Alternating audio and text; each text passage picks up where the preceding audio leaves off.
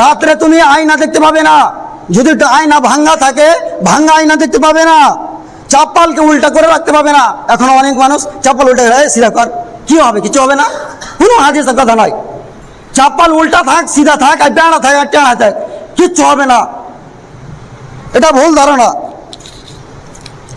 তারপরে অনেক মানুষ ছেলেকে নজর লেগে যাবে তার কারণে কালো টিকা দিয়েছিল, এখানে টিকা, এখানে টিকা, এখানে টিকা, অনেক টিকা লাগিয়ে রেখেছিলেন মা বোনেরা। সেটা ভুল কথা।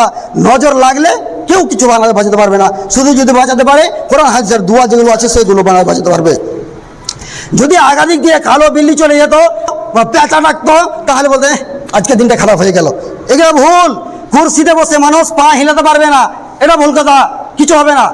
কাল সকাল যদি কোনো মানুষ গার হাত চলে আসে, ধার দেওয়া যাবে না। ধার দিলে আমার সারা জীবন দিনটাই খারাপ যাবে, কিছু হবে না। ধার দেন আর কিছু দেন, আপনি টাকা পাবেন।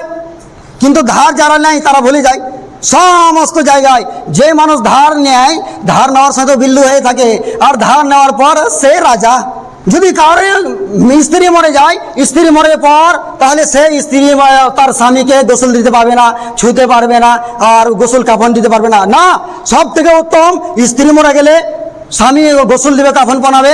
আর যদি স্বামী মরে যায়, স্ত্রী তাকে গোসল দিবে, কাফন পরাবে। তারপরে আমাবস্যার রাত, যখন আমাবস্যার রাত হয় বাইরে যাবে না, কালি ঘুরছে, কিচ্ছু হয়নি। আমাবস্যার রাত হোক আর সবে কাদের রাত হোক, সবই একই, তুমি ঘুরতে পারো।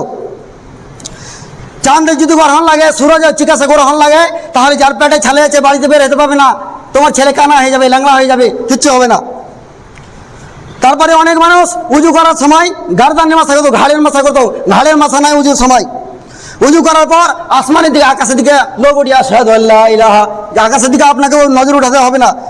জুমার দিনে কবর জিয়ারত করা, কেন জুমার দিনে তুমি শুধু যাবে? যাবে, তোমাকে বলছি, কিন্তু জুমার দিনে যদি শুধু যাবে, এটা কে বলেছে? এমনি দিনে যাও, শনিবারে যাও, রবিবারে যাও, তুমি যেতে পারো জুমার দিনে, কিন্তু খাস করতে হবে না যে জুমার দিনেই যাব, শুধু ঈদের দিনে যাব, সাবে কাদারের দিনে যাব শুধু।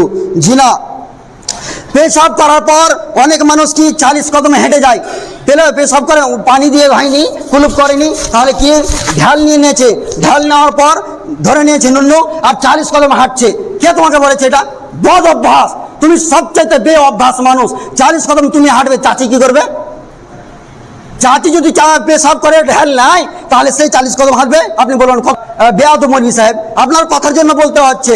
আপনি যে 40 কদম হাঁটছেন, তাহলে মহিলারা কি করবে? মহিলারা 40 কদম হাঁটবে? হাঁটতে বলুন তাকে। তাহলে 40 কদম হাঁটা এটা সঠিক নয়।